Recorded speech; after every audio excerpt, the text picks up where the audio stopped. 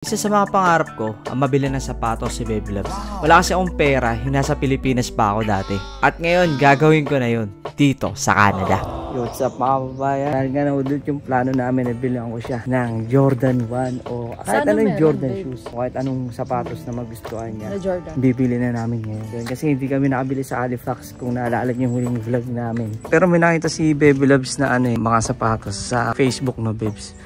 Magaganda. At sana nga lang makapili siya ng sapatos na talagang gusto niya. At oo nga pala, may nagpadala sa atin ng package. At susubukan din natin ito on this video. A119 Mini 2. Yon, pinadalan tayo ng dashcam at syempre may mga accessories na din. Yon, let's go. Napaka-importante nito, lalo na sa ating mga driver. Para may pruweba tayo kung may mangyari mang aksidente. Huwag naman loobin ni Lord. At syempre makakatulong din ito para mag-claim ng car insurance, diba? Punta nga kami ni Baby Loves sa Charlottetown para maghanap ng sapatos niya. Kaso nga lang, habang papunta kami sa store na pagbibila namin ng sapatos, bigla naman kaming ginutom kaya kain muna kami. Ni Baby Loves, so bihina na daw siya kasi gutom na. Free for the inconvenience. Namimili na si Baby Loves, so. Bigla ko lang naalala noon na mga panahon na nagsisimula pa lang yung relationship namin. Simple lang ang buhay. Kakain sa labas ng silog at pares bago matulog. Solved na yun. Siyempre para makasave na lang din ang pera para sa mga darating ng araw, diba? At alam nyo ba yung mga unang taon ko dito sa Canada na wala pa siya? Sabi ko noon na sana loobin na ni Lord na dumating na ang araw na lagi na sana kaming sabay kumain. At eto nga, nangyayari na kasi magkasama na kami sa trabaho. Si Baby Loves, pumunta na kami doon sa pilihan ng sapatos. Nandito nga pala kami sa pinakamaliit na province ng Canada, ang Prince Edward Island. Medyo maliit lang yung population ng province na to. Kaya naman, di kadamihan yung mga sasakyan dito. At eto nga mga kababayan, testing namin yung dashcam na pinadala nga sa amin dito sa Charlottetown. Isa sa pinakamaraming tao at busy na lugar dito sa isla. At tulad din sa ibang lugar sa Canada, marami na rin mga Pinoy dito. At kung safe naman din dito. May enjoy mo talaga din mag-walk trip, lalo na dito sa pupuntahan namin ni Baby Loves. So maglalakad naman ni Baby Loves papunta ng courtside. Wala kasi kami nakitang parking na medyo malapit dun eh. Malapit lang naman dito yung bibilihan namin na sapatos.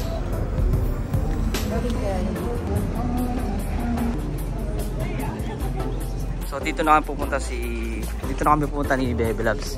Maghanap kami ng shoes. Loves. Ayun na, Loves. Hanap ko na dyan. So, ang gagawin na lang na ito ni Baby Loves is mamili. May nakita ko rin ito sa Facebook, Loves. Oh. Ganda na ito, green. Oh. Ayan, Loves. Ang ganda niyan. Ang ganda ng ano niya. Tsaka na ito. Ang cute niya. Ang cute nila tignan. Kahit hindi siguro Jordan, pero kung may nagustuhan ka dito, yun na lang dito. Mamili ka na lang. Ang ganda na itong high cut na to. Ito. Jordan to. May ganito ako eh. May ganito ako, Loves, oh. Kaso iba yung design. Alam mo, nagagandahan ako dito. Hindi kita binobola. Yan at saka ito. Ito lang ata. Pero alam mo, ganda talaga na itong kulay na to. Sayang, walang size, na ito. Size 8. Ito na lang, oh. Pero okay naman mga kababayan. Tinan mo, no? Bili na tayo ng magandang medyas, Loves, no? Nilakad na. Nilakad na ni Baby Loves, oh. Ayan na lang. Napaisip pa. Yung black na. Ang pangit ng black. Ayoko ng black. Ganda rin siya nito, Loves. Ay, ayun, baby. Yan na. Okay na. Isa-isa lang muna ngayon. Saka na tayo ulit bumili ng ibang shoes. Ganda sana nito, oh. Next time na lang. No, yan na lang. Goods na yan, babe.